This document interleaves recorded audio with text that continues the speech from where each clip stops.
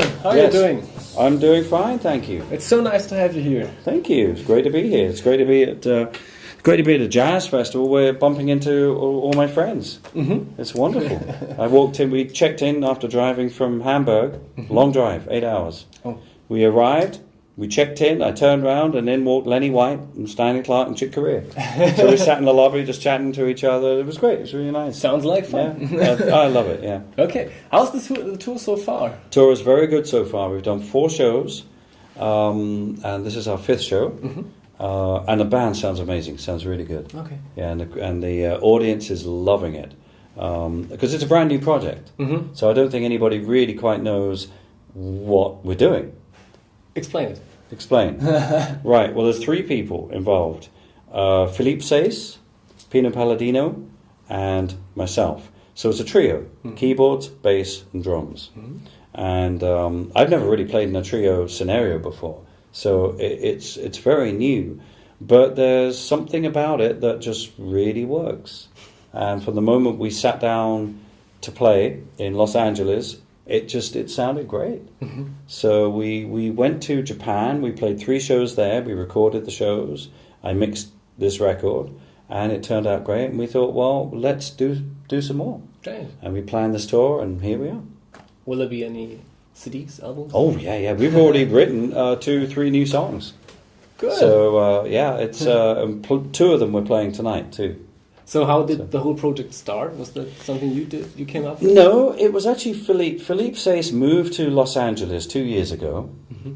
I have a studio complex in Los Angeles. Mm-hmm. Mm-hmm. And in that I have an extra room, which I wasn't really using. I was using kind of just as an extra room, really. Yeah. It's a control room, it's like a little programming studio. Mm-hmm. And he was looking for a place, and we're old friends from Al Di Meola days, 1982. Oh, okay. And we always got on great. And I said, well, here it is. Why don't you take this room, and when you need to use a studio, the live room, the big control room, you come in there and blah, blah, blah. So he's been in there, and he did a solo album, and I played on it. I even mixed one of the tracks. And then he got offered a tour in Japan to promote his solo album. Mm-hmm.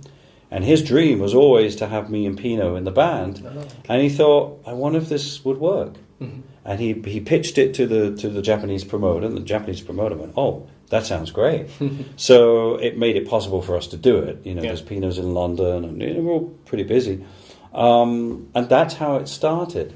Mm-hmm. And then Philippe, I was recording and had been recording a solo album, and he heard one of the songs. He said, can we do that song? I said, sure. And then we did another one of my songs. So all of a sudden, the set list kind of was not just about Philippe's solo project. Mm-hmm. It was more about slowly morphing into us. Oh, okay. And that's where it started. Great. So how's live on tour with these guys? It's great. Well, that's the thing is, there's 3 of us. We've rented a car, so we drive. So it's no bus, which is lovely.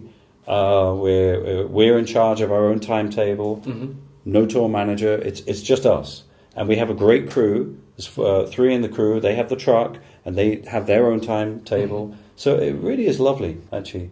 Mm. I'm loving it. Really loving it. Right. Okay. You just phoned with your family. Mm-hmm. How is staying in contact with family on tour? Oh, these days it's great because